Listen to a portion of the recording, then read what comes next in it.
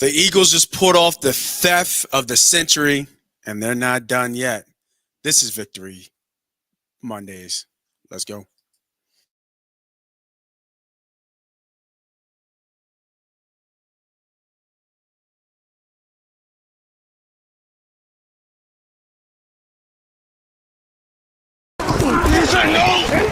All day, baby. You know that. Let's hunt.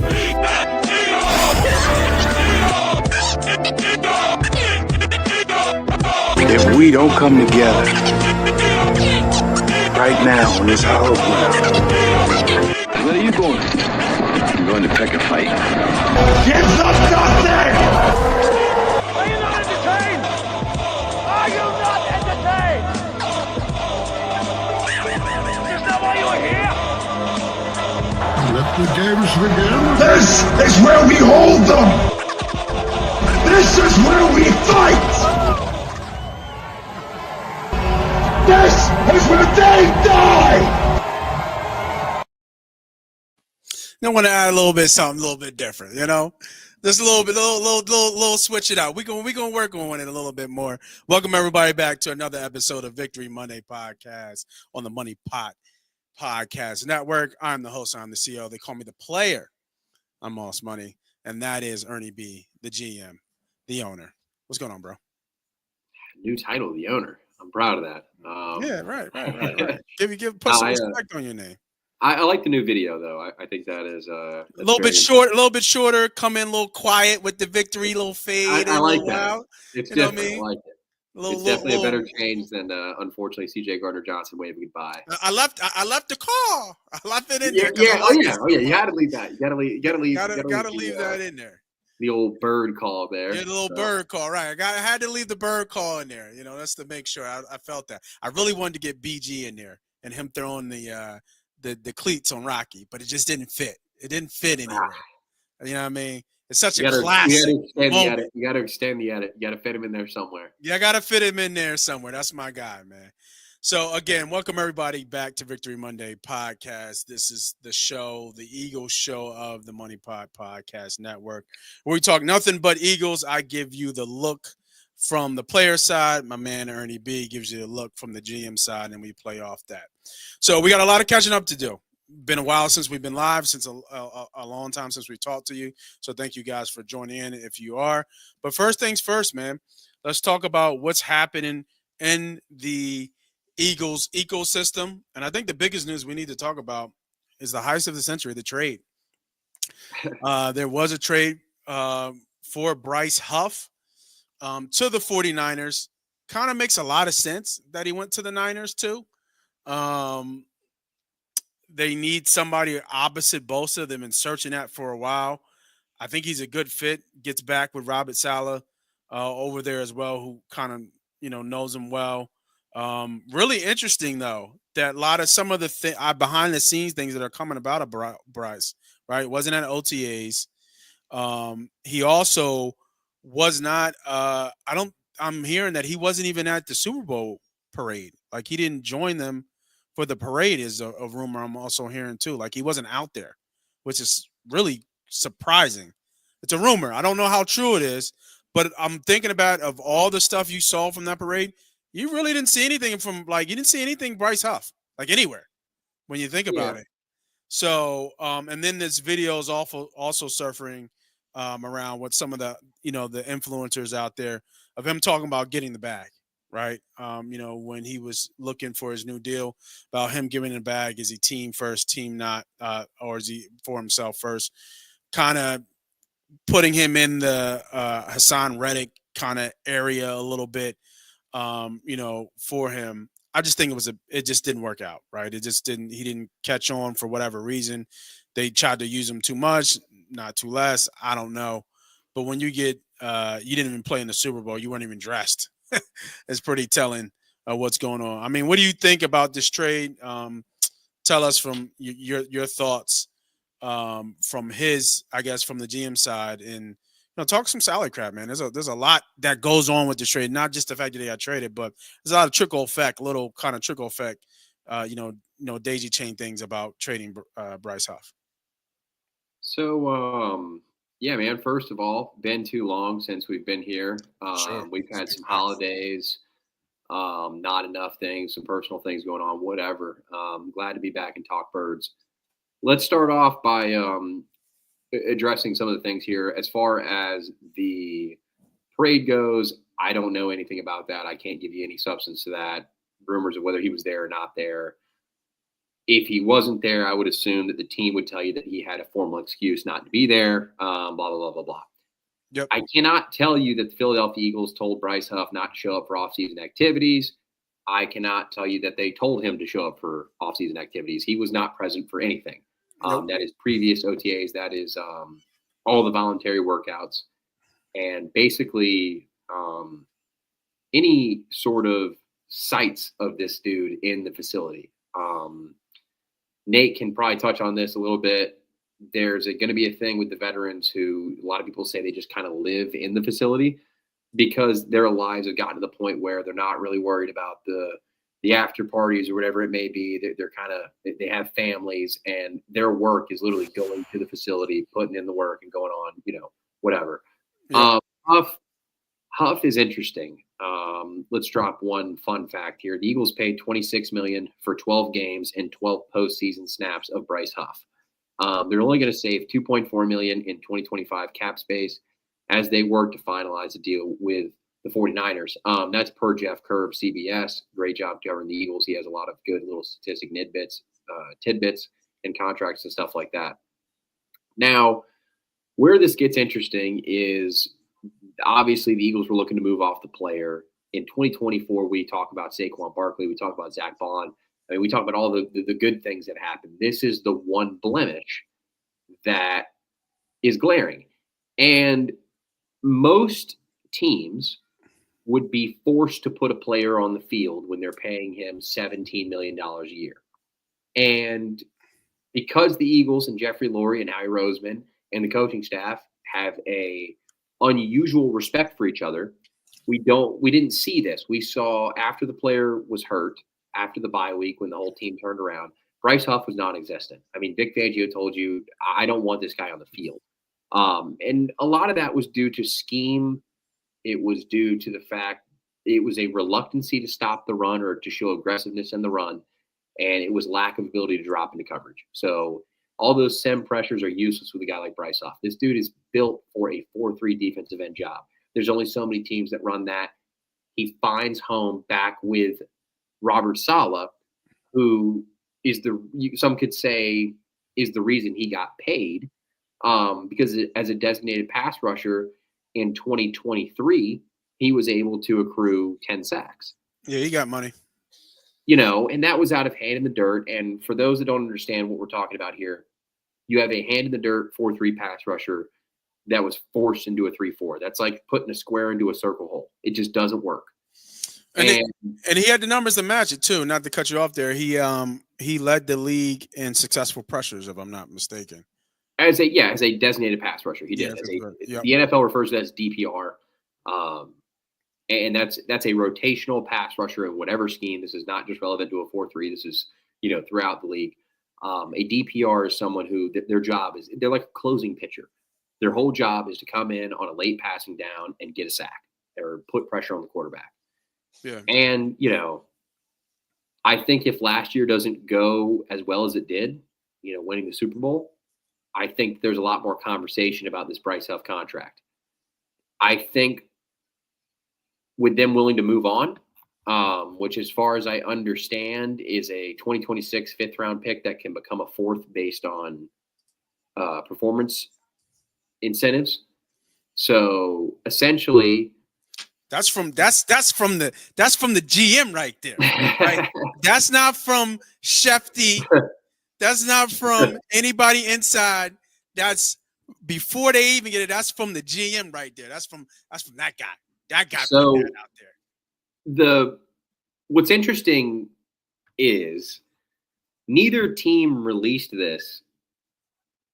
Like they were playing like standoff, like who's going to say who paid for what. It was very weird. I'm just going to go ahead and put this out there. It was very weird the way both teams announced the compensation. the Eagles actually announced this compensation as a 2026 mid-round pick. It was only, 30 minutes before the show started that this information dropped. I mean, it's become public that, it's a fifth that can become a 4. But it was dressed up as a mid-round pick the entire time. I think this just talks more into how good the Eagles are in their front office and how tight they keep things. And I think there's a way they wanted this dressed up, and I think that it was dressed up the way that they wanted to.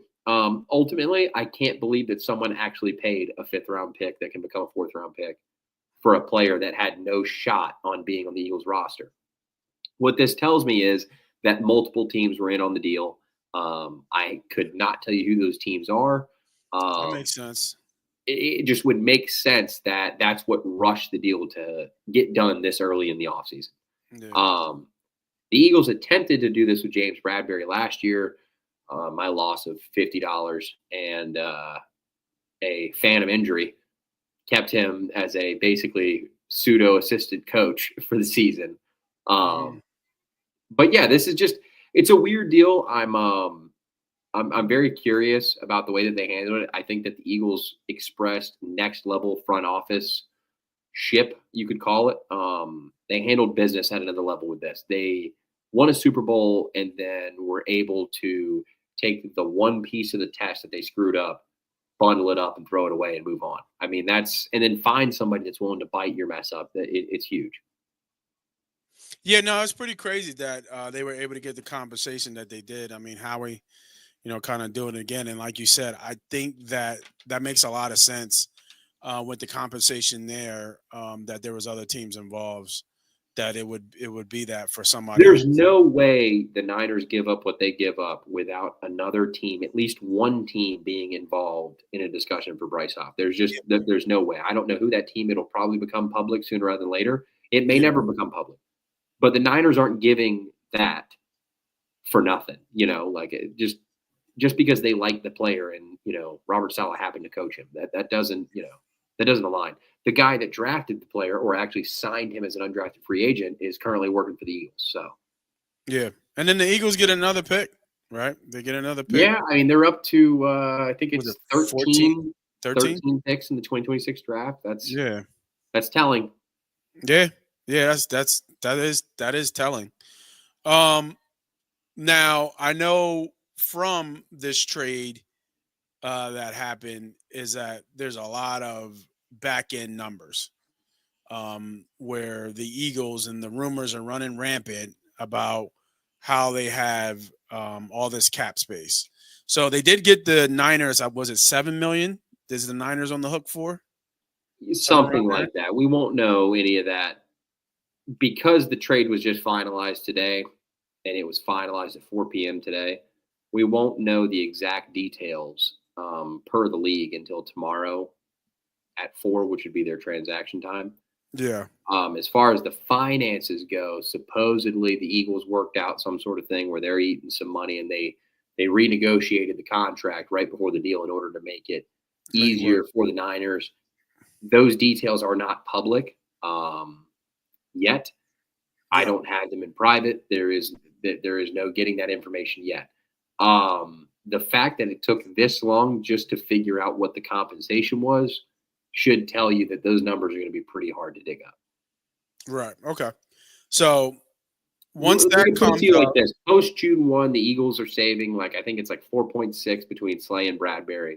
Yeah, I was about to say, yeah. So let's just say they have another 7. Let's say this adds $10 million in cap space. And then, considering the fact that they're hovering around the $35-40 million range of space, this doesn't affect whether they were going to make a move or not make a move. If Bryce Huff was on the roster, they would still be looking to add a player, or let's just say add or decrease from the roster. Financially, this doesn't shift anything. They're still going to be who they are. And then what about with Graham? Because I think Graham's money will come off the books. His official retirement should come off the books, and they should add a few more million. But like I said, these numbers are more the money that's being freed up now should not be looked at as money that's needed to complete an action now. It's more added to the rollover salary cap to the next season. So whatever salary cap you have left over is rolled over in space. So they would right now they're looking to bundle as much money they can push into next year. A lot of that has to do with the fact that they're going to eat Bryce Huff money next year too. So that needs to be known, is that he's going to be on the books for, well, I should put hypotheticals there. He's going to be on the books for X amount of dollars, probably somewhere around 16 million. And they're just going to have to eat that. They're trying to free up some money now in order to stay aggressive. Realistically, they didn't need that money to do anything. They could still stay aggressive. This is more the money that they're freeing up now is to stay aggressive and roll over money into next season. And I mean, that's a great segue into what I want to kind of talk about, because you know how we eat up the rumors in Philadelphia. And like, again, you said being aggressive, and I think Howie's always been aggressive. Anybody, I mean, I think there's a lot of names, right? Ramsey is out there. Watt is out there. Yeah. These are the big ones. Hendrickson is out there. Some smaller ones that are notable names. Was it Zakara Smith? Is it Zakara Smith? The DN? Zadarius Smith is a free agent. Yeah, Zadarius Smith. Free agent. Von Miller's a free agent. Miller, Simmons is still, out there. There's some guys out there. Clowney. I thought Clowney signed somewhere. Didn't he go back to? Where'd he go? I thought Clowney signed somewhere. No, as far as I know, Clowney was cut by the Panthers and is yet to find a job. Did he? I thought he signed somewhere. But I guess not. Yeah, I guess you're right. Yeah, I thought he signed somewhere. But a lot of rumors. Like I was saying, a lot of rumors out there. And there's always where there's smoke, there's fire. Anything remotely from your sources saying that Eagles are starting to kind of kick the tires, like, I don't think Watt's going anywhere. Tell you what, we already see Ramsey and I'll tell you what, beer's getting a little low. Let me grab one real quick. Hold on. Let me add some suspense to this. You got to make a call. Let me add some like suspense to this. I'm in the locker room. I'm in the locker room, GM. Tell me what's up. Hold on. What's that? Is that Howard on my phone? Hold on. Oh, come on, bro. That tells me, so I can wait. You must know something. You must know a little something. All the rumors that you see right now, it's all just smoke. Okay. If there's fire there, I don't know about it. The Kyle Pitts stuff, let me start there. Yeah. Just take it and throw it the fuck out, man. I mean, you're ridiculous. I mean, from what I understand, I'm not a fan of Pitts. Atlanta hasn't even gotten a sniff at a day 2 pick. That's a 2 or 3. They're not sniffing that. He's owed $11 million fully guaranteed. And he's on a contract year. I mean, if maybe in a world where Goddard didn't restructure, right? Maybe it doesn't make sense. Maybe, sure, but they would. There's no point to pair Dallas Goedert with Kyle Pitts. I see these guys that are like, we could run 12 personnel, Kyle Pitts, Dallas Goedert. I'm like, first of all, Kyle Pitts is a slot receiver at best. Yeah, so you need to run 11 personnel to do that. And if you want me to take off Smith in order to put Pitts on the field, I'm good. I mean, you got me. This idea that Smith runs flank, Brown runs X, Pitts is in the slot, Goddard runs in line. I mean, come on, it's not happening, man. I mean, Quez Watkins couldn't get the football, you guys got mad. Jahan Dotson didn't get the football, you guys got mad. What do you think adding Kyle Pitts to the mix is going to do? If you add another plate, they're not going to get fed. It is what it is. I like Dotson coming up this year too. I think he'll be a lot more involved than he was. Well, and that's the thought process now, is that, Dotson being the most talented wide receiver 3 they've had in this era, that he should be, should see an increase. And with Petula, we're going to see this, air raid offense, blah, blah, blah, blah. I'll believe it when I see it, man. I mean, I think they're going to be a run-heavy defensive football team that, is going to give you 12 personnel or 11 personnel in a way that you wouldn't really see it coming. We'll see what they do with the tight end position. But Pitts, it's not happening. The TJ Watt stuff, I can't. They would have to trade for him. They would have to give up way too much. You'd have to give up so much, and I just don't. I don't see a world in which Pittsburgh lets that guy walk out of the door. And you're talking about a Hall of Famer. Well, yeah, and you're talking about an organization that's not. I mean, this isn't the Miami Dolphins. This isn't the Cleveland Browns. I mean, you're talking about the Pittsburgh Steelers. They're going to get it done. Just give it time. This isn't Dallas. Yeah. I mean, I have more faith in T.J. Watt's extension than I do Micah Parsons. Now, Micah Parsons is going to get done, but it just could get done the day before the season starts or whatever. That's just the way they do things. Circling back to Justin Simmons, he's, from what I understand, still all for playing for the Eagles. Yeah, campaigning. But Blankenship missed the start of OTAs due to, from what I have been told, is a minor health setback that should not be worried about at all. Okay. No telling what that could be. Maybe rolled his ankle, pulled something. It's something that they're deeming as literally no concern at all.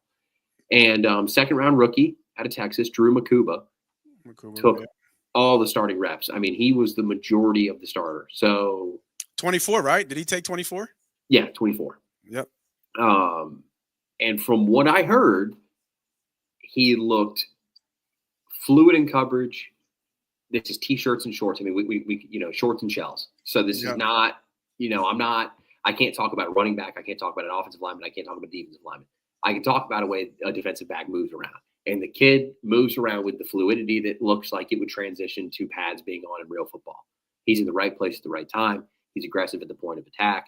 He carries everything I told you he was going to be day one. So we'll see when Blankenship comes back, how the fold and the switch between him and Sidney Brown works out. Yep. We'll see. But right now, Makuba is he's leading the way. So I think Eagles fans should be happy about that we're not signing the 32, 33-year-old veteran off the street, and that we're actually using internal growth, to move forward. And, this is that's a good clip of the new banner too. They put up in the practice facility. I forgot I had some of the OTA stuff. Yeah. So, I mean, we got, Makuba out there. He just looked, he looked apart. Nakobe was not wearing any sort of knee brace or sleeve. I heard doing ballet. I heard that's what's got him going. I did not. I don't know if I saw that, but that's awesome. Yeah, shout out Rashard Mendenhall. Like you said, it was a good clip. Who know him. But I heard that looks pretty right there. Let's leave that there. I heard that he took up ballet, and it's in Pilates, and that is what has increased his not obviously mobility and flexibility, but actually increased his rehab. Where he's you seen the picture of him and Campbell walking into the facility? Yeah, I was about to say that. Yeah, him and Campbell was walking in together. I just there's those memes out there. You versus the guy she tells you not to worry about. Yeah, that's that. Yeah, that's that through. I mean, facts. I love Nakobe. I mean, I really do. Like, I'm a fan from Georgia. I mean, I think the dude is an awesome person, a great leader. I mean, he really is special in the locker room. But looking at him next to Jihad Campbell, I think it's really hard for me to pound the table for Nakobe Dean to start over him. I mean, and even when healthy, I mean, it's just Campbell just looks the part, man. He's got that get off the bus, like I've talked about before. He has that look to him. Just the dude looks scary in shorts and shells. I mean, I can't imagine what he's like full speed running at you. Yeah. And we're talking about, and are they gonna move him around outside, inside? We're not going to know. I've touched on this before. I mean, I don't know if we're going to see him or Nakobe for training camp. I really don't. Yeah, I think you compared him to what Cooper was, right? Yeah, they can say they want to. Nakobe said, I think it was on the Philly Special podcast. He said, or he hinted at, they touched on something where he hinted at, I'll be back by training camp, and it's like, that's great and all. It's not for him to decide. It's for the doctor. It's for the team doctors to decide. So. A torn patellar, that timeline does not add up, and then Jihad Campbell's timeline of the torn labrum surgery does not add up either. So I'm still all for Trot Jr. getting the start week 1. Yeah. So with OTAs, we kind of touched on the rumors. Kind of upper players out there, Hendrickson again. He's going to want to get paid, so I don't think that's happening. But I mean, Yeah, I don't think. I mean, I think the Eagles moving off of a highly paid edge rusher should show anyone that's not the market they're in. Yeah. By moving off of Bryce Huff, the only thing I see as far as Eagles related internally goes is that stock goes up for Azeez Ojulari. And fans should get to know that name and go watch some highlights of Azeez Ojulari because that's the guy. I forget which one is he from? He's one from the Giants. Yeah, okay, the Giants. Yeah. The Georgia kid, brother BJ played at LSU, but Yep. dealt with a lot of injuries. He averages, however, a half sack a game in his playing time. So the production in numbers statistically is there. Just got to see how it translates. But Azeez Ojulari and his health as a rotational pass rusher between Nolan Smith, Nate Sky, Jalix Hunt, and Azeez Ojulari, you're looking at a. I mean, as far as we go internally, I'm happy with that rotation. I mean, if you told me Azeez Ojulari was healthy for 17 games, and you told me my starting lineup was Smith, Hunt, Ojulari, I'm ecstatic. I mean, I'm ecstatic. I really think. Yeah, I think Hunt's next. I really do. I think he's he's twitchy. He's saying the right things, but I think he flashed a lot. You know the best part that I heard of him? He takes to coaching better than anybody in the room. I believe it. Hunt, Smith, Nolan Smith, they as much as Nate loves to hate on Nolan Smith, internally the Philadelphia Eagles love Nolan Smith. And he's probably going to end up earning himself a big fat contract coming up next season. Probably. Nolan Smith just doesn't possess some of the physical tools that Jalix Hunt does. So he's asked to do a certain job. Yeah.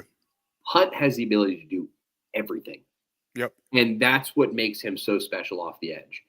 And I could see Smith coming off the field for Ojulari more than I could see Hunt coming off the field for Ojulari if everything goes the way that we think player development goes. And Nolan Smith coming off a torn tricep in the Super Bowl that he played through. So let's just, hats off to that. That's pimp. For sure. And, I'm all for it. But yeah. I mean, he's Nate can say what he wants about the players. It's not pretty, but at the end of the day, the kid is produced and he has become a player in the league. No, he's proved that he's a starter in the league. Yeah, I think we can both agree though that Hunt's upside is higher. I don't even think it's higher though, man. It's not on the scale. Like what he is capable of down the road, and especially this season, and they're telling you this. They just moved off their bad decision, which I don't even put bad decision from last year. They moved off of him. It should tell you that one of two things. A, they believe in Jalix Hunt a lot, or two, they think Azeez Ojulari is going to be healthy, and they think he's moving well. Well, they only gave Azeez Ojulari $4 million for 1 year. Let's not dive into this Ojulari boat too much. He's a rotational pass rusher. They have to have somebody there that's the staple, that's the guy. Mm-hmm.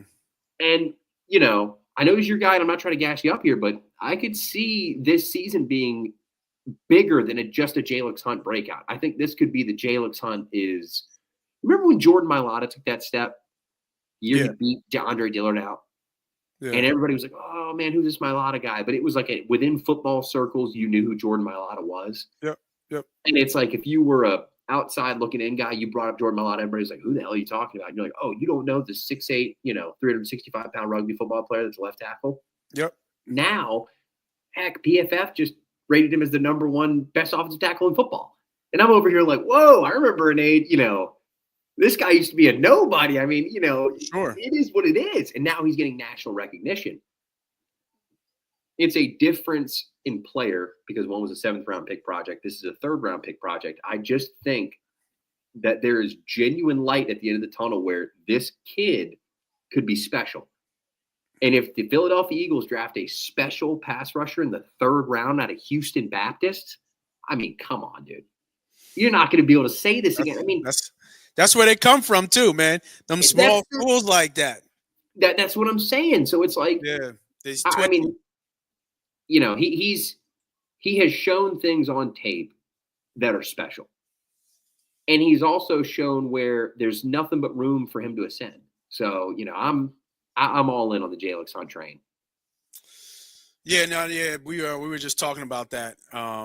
Two What roster up, spots, Marcus? Von Miller and Justin Simmons.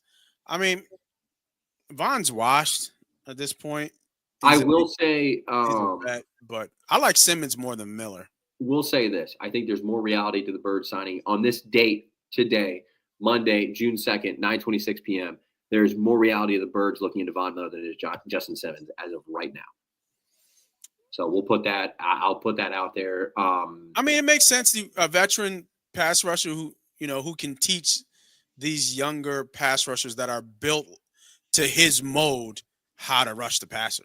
And from what I understand, they're looking for a guy who is willing to accept his role, and they're not trying to sell somebody in a role that's not available on the team. The role that's available now is not a starter. This is a DPR, is what they're looking for. I was talking about earlier, designated pass rusher. Bryce Huff doesn't fit the scheme. They could be, and I want to use this very heavily, they could be looking into adding a veteran to that position.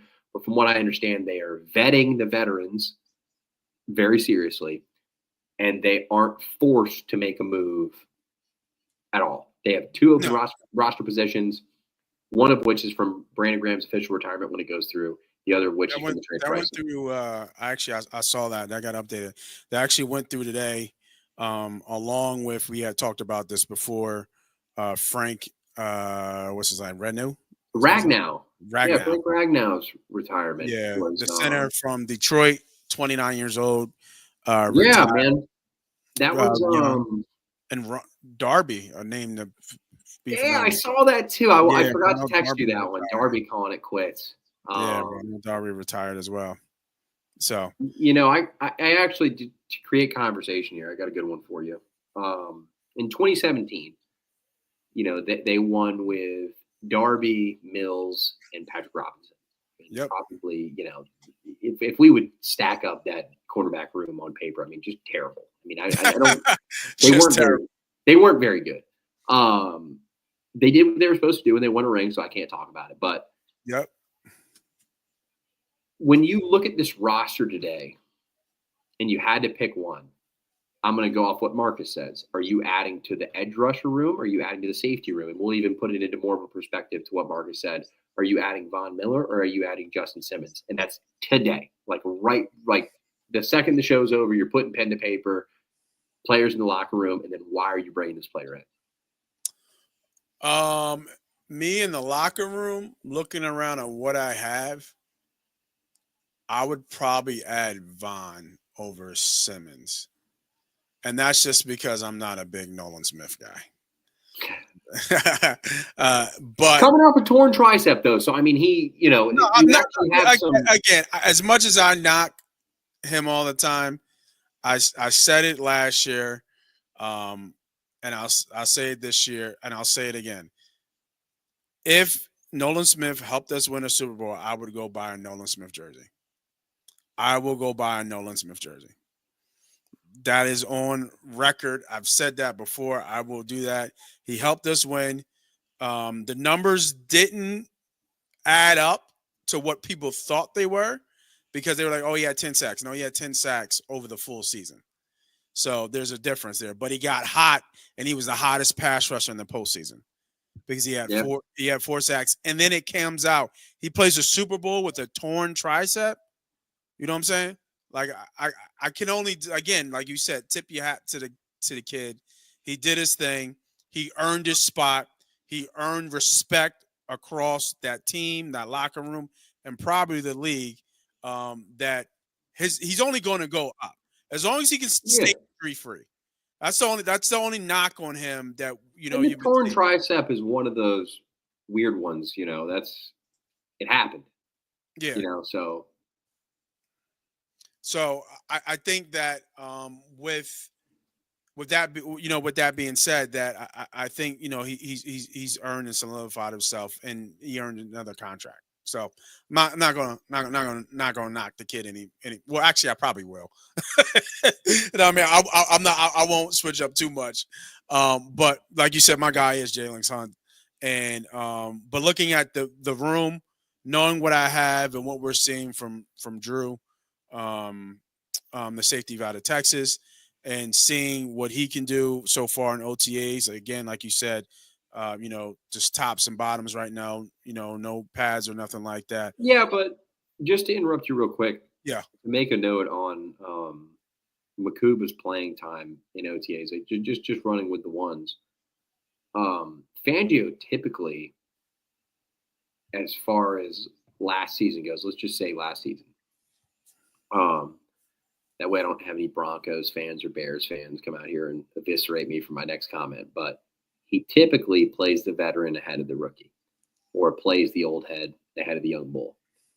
And he didn't do it with McCollum over Makuba, right? And yeah, that's, if you want to pull up Marcus's comment here, he is completely correct that Fangio has everyone run with the ones. They rotate as far as so Makuba played with Brown, McCollum, Scene got run with the ones. I mean, it's all out there. But what was consistent is the fact that Makuba was the step in. Now, Blankenship was missing, so you can take that for what it is. I'm just going to take that as Makuba is doing what he's supposed to do. And right now, Makuba is the reason that Justin Simmons isn't a Philadelphia Eagle. Yeah, I mean, like you said, it's super early. Was it 94, 93 days until kickoff? Is the countdown? Yeah. So I mean, we got some, we got to get the camp. You know what I mean? And again, I think Simmons is there as a handcuff. If any of these kids get hurt, I would line up Justin Simmons as the first person to come in. Yeah. But I think it would be stupid for them to not play the youth, and that goes all the way down to. Yeah, that's perfect. That's exactly what I was about to say. That goes all the way down to Andre Sam, who the team likes a lot internally. So they have more depth at safety than the public eye perceives. They like their depth at safety, and Vic Fangio personally likes their depth at safety. So we can't argue with it. Yeah, I mean, we talked about the front office a lot, dropping names. Obviously, Fangio being one of them, but we got a familiar face that came back. Mr. Douglas. Mr. Joey D. Mr. Douglas has come back to the Bird's Nest. What is his official title? Because before it was an elevated title, right? In terms of he used to handle the draft. Is he more just like, I guess like I got told senior scouting executive. So it basically means that he's there to do a job. As corny as that sounds, right. He's there to do a job, whatever job they wanted to do. He's going to dibble and dabble in certain things. There's certain words they can put in his title that allow them to increase his pay, blah, blah, blah, blah, blah. Joe Douglas is back. This is pretty, cold news as far as internal NFL stuff goes. I mean, he was bound to be back with the Eagles. Yeah. Whether he's working more on the pro side, the college side, I don't know. But I do understand that they wanted him back, and they're dealing with a lot of internal turnover, which happened after the last Super Bowl as well. There's been a few front office members, which I'll go ahead and put this out there. I might touch in a short, but that's not necessarily pod content, just because of how specific and intense it is. Usually the Eagles don't announce their front office or coaching staff moves till right before training camp, and they let out like a whole, all right, this is who's working where, blah, blah, blah. So, they're a hard team to get any sort of answers from, and Joe Douglas is one of those. His specific title, I'm going to guess like senior scouting executive or something. So do they even need him, or is it just another smart guy brought back in the building? It's similar to Dave Caldwell. So Dave Caldwell went to college with Howie Roseman, and when he was fired as the Jags GM, the Eagles brought him in, and he's been here ever since. I think the idea is bringing in guys that have had experience elsewhere and taking those experiences and bringing them into, whether they're failures or whatever, usually failures because they've been fired, right, to come back into this and just give what went wrong. And Joe Douglas is a little different because he was a former Eagle, former Raven, former Steeler, former Eagle. So out of those three, he was going to end up with one of the three teams. Yeah. Like you said, I don't have much on it. I just remember him. He's a really big dude, so he's like noticeable. Seeing in pictures and stuff, he's a big ass dude. Yeah. I know that towards the end of the year they brought him into a practice or something, and they made a big deal about it. So it is what it is. Joe Douglas is a cool dude. Joe Douglas is a cool dude. I like how we ended. He is. He's a cool dude. He's a bros bro for sure. For sure. So, anything that you've heard? I was trying to look for anything out of OTAs worth noting. You already talked about Drew. I did see some stuff about the O-line a little bit over there that we have. I think the O-line stuff was, but I don't know, overindulged into. I mean, what it was is Kenyon Green played left guard and Trevor Keegan played right guard on the second team. Yeah. And, the Kenyon Green's supposed to compete for right guard. He still is. Trevor Keegan was a known left guard, and they moved him to right guard in OTAs. I think they're just trying stuff. Actually, I know for a fact they're just trying stuff. Mm-hmm. So don't worry about it. The competition at right guard is still Tyler Steen versus Kenyon Green versus the field. So I wouldn't worry about that. Drew Kendall took some reps at right guard instead of center, as opposed to Brett Toth. He took the reps. So nothing from the O-line that's really of concern. Defensively, like I said, the biggest note from OTAs was, from what I heard, was Makuba. He was the one that looked out. He stood out. Just in shorts and shells, he stood out. And Campbell and Dean being off to the side. Yep. And I wouldn't put Green as the backup locked in just yet there, Marcus. As far as I understand, Kenyon is thoroughly in the competition with Tyler Steen, and Tyler Steen has lost 2 battles so far, one to Cam Jurgens for right guard his rookie year, and then Mekhi Becton last year. So Steen is that was an injury, right, with Steen? Well, he hurt his ankle, but I mean, Becton was ahead. Yeah, I mean, you talk about a mammoth of a man versus a regular sized offensive lineman. I mean, he's going to move people a little different. For sure. Well, what has kind of, I guess, moved a little bit? We have some interesting news that kind of came out. The homie, Saquon, getting the coveted cover. Oh, yeah. First Eagles since 2006. Since Donnie. Yeah. With that that shot of for Madden 26, getting into the 99 club too, right? Yeah. Getting to the 99 club, kind of big deal. I saw the chain. I think they had this picture down at Geno's today, I think, where he was down at Geno's in South Philly. They had this picture as part of their whatever, with him jumping over stakes. It was like some special stake or something. I gotta forget about that. Yeah, Marcus. I mean, Steakwans. They renamed it Steakwans. Yeah, like Steakwans. Exactly, Steakwans. Here, let me bring it up. I'll bring it up right now. The picture, I just got this from the Greenlight podcast. That's Chris Long's podcast. It's funny, I just pulled it up. But yeah, when you I mean, it's been a long time since anybody talked about the Madden curse, right? Yeah.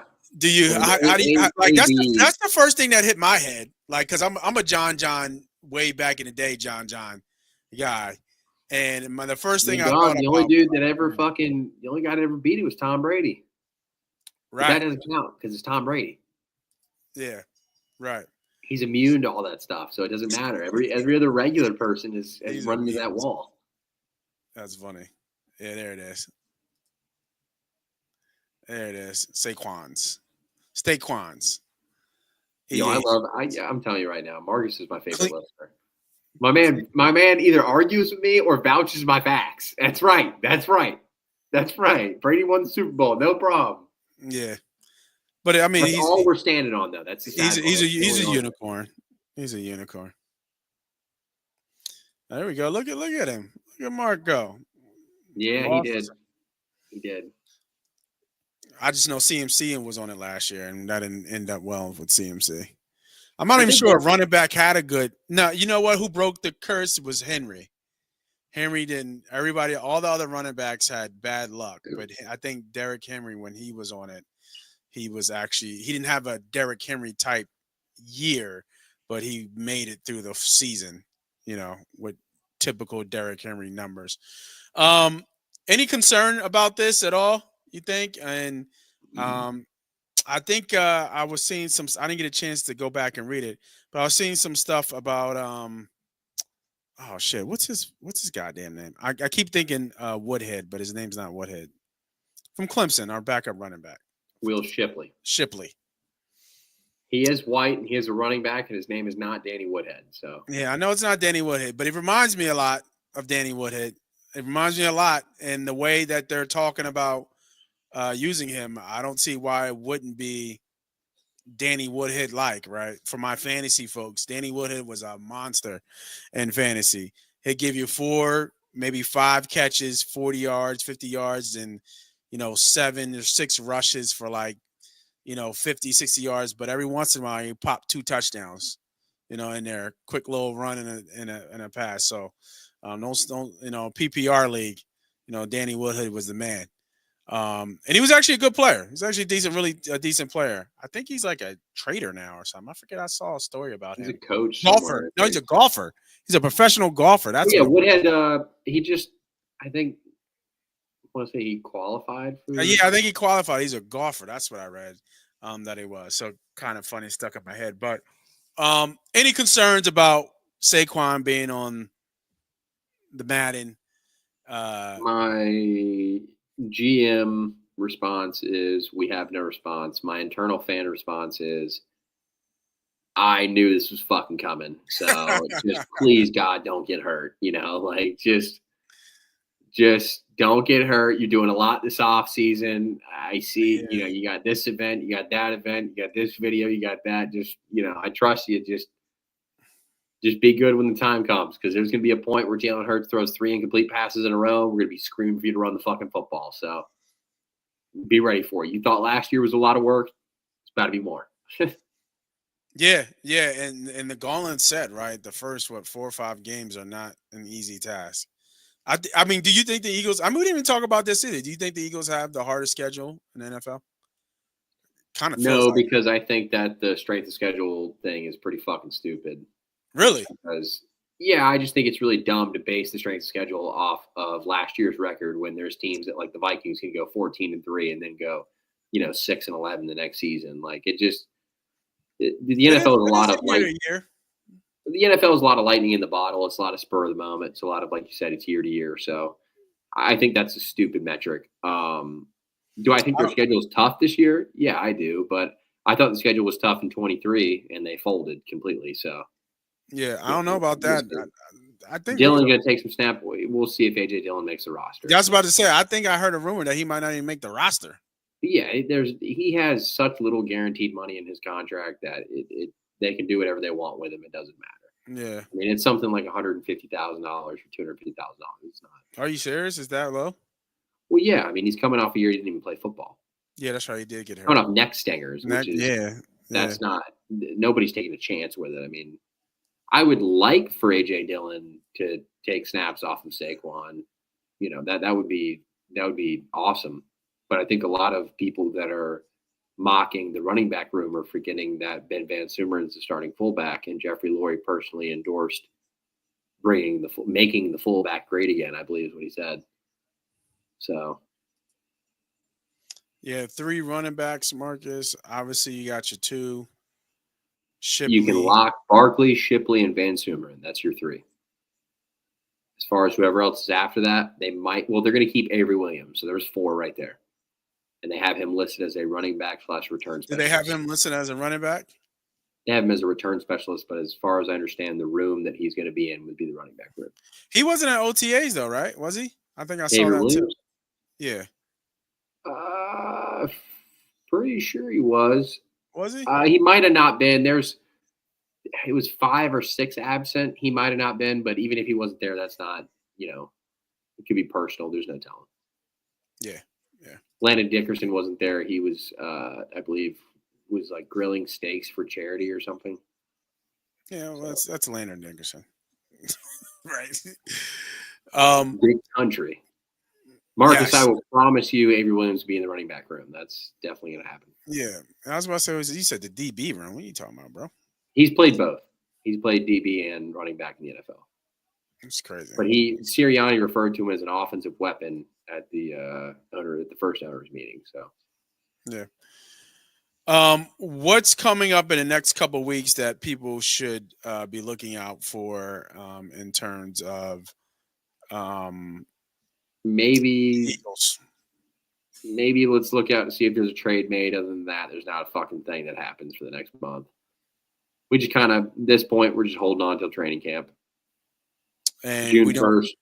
June 1st is the big date. We'll see what happens. I don't see any big trades going on for the Eagles. Bryce Huff was the question mark.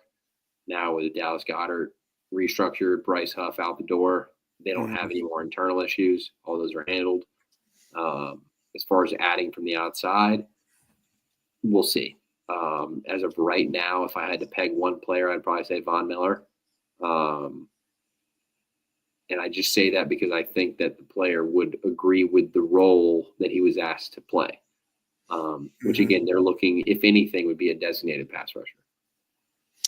Yeah, I just put up the important dates. So right now, deadline for prior club to send June 1 tender to unrestricted free agents. That was today. June 16th is the deadline for club to withdraw higher qualifying offers to restricted free agents. And then we don't hear nothing really into July 15th, kind of what Ernie B was saying. This is the one dead period of the NFL. Yeah, it's next month. Yep, it's a dead period. And then July 21st is the next date for transitional players without things. So, it's going to be in July is when bird training camp starts. So, I mean, we'll, that's really the next big thing. I would say probably just we're going to be on the lookout for any kind of moves. OTAs wrap up, I believe, Thursday, maybe Wednesday, something like that. Mm-hmm. So when those are done, we'll go from there. Okay. Yeah, number 0 is now available for the Eagles. So that we'll be interested to see who takes that. They were saying, I think I was looking at some guys, and they were talking about maybe Avery Williams might take that 0. I'm not sure. Yeah, he's wearing 18 right now. So, I mean, we'll see. Offensive weapon, Avery Williams. Yeah, maybe. All right. I think that's all we have for the Eagles. Catch up. And then one thing kind of going full circle moment to what the title was. The Eagles continue to surprise this league of what they can do with Howie Roseman and the cap. Nobody thought they were going to pull that deal off with Huff. I would agree. Howie and the Eagles continue to set the standard in the NFL as far as how a front office or a brass works. The ability to cut ties financially with a player that just didn't fit the program, even though you had financially invested heavily into that person, shows signs that they are truly ahead of other teams. There's a lot of teams that don't operate like that. There's a lot of owners, let me put it like this, that would not allow a player making that much money to sit on the bench for half the season like he did last year for the Eagles, let alone the Super Bowl. Yeah. See y'all when Howie trade for Darnell Washington. Yeah. I can't be on every little thing I read. I saw that too. Darnell is a possibility. Yeah. Because the Steelers re-signed somebody and it just doesn't look he's the odd man out, right? Well, no, apparently the Steelers are looking into Jonnu Smith from the Dolphins. Yeah. And they already have Freiermuth paid, so that would signal that they're out on Darnell Washington. Although Georgia. Oh, Georgia. Yeah, Georgia. Darnell Washington and Michael Mayer from the Raiders have about the same smoke level for me as far as the Eagles go. Yeah, I kind of like Mayer. Which I don't think they're going to do either, though. I mean, it doesn't. It doesn't. I like Mayer though as a number 2. I really do. I like Washington too. I think Washington's a stud. I mean, as far as the team that's heavy run too. I mean, the dude's 6'7", like 280. Like, I mean, yeah, he's a train. He's a body. Yeah, he is. He's a train. But again, everybody. Thanks for joining in for Victory Mondays podcast on the Money Pot Podcast Network. We will be back here next week talking about something Eagles. We'll figure it out. Make sure you guys hit the like, hit the subscribe, all that good stuff if you like talking Eagles football content. I'm Moss Money. I'm the player. That's Ernie B. He's the GM. We'll see you guys next week. Have a good night, everybody.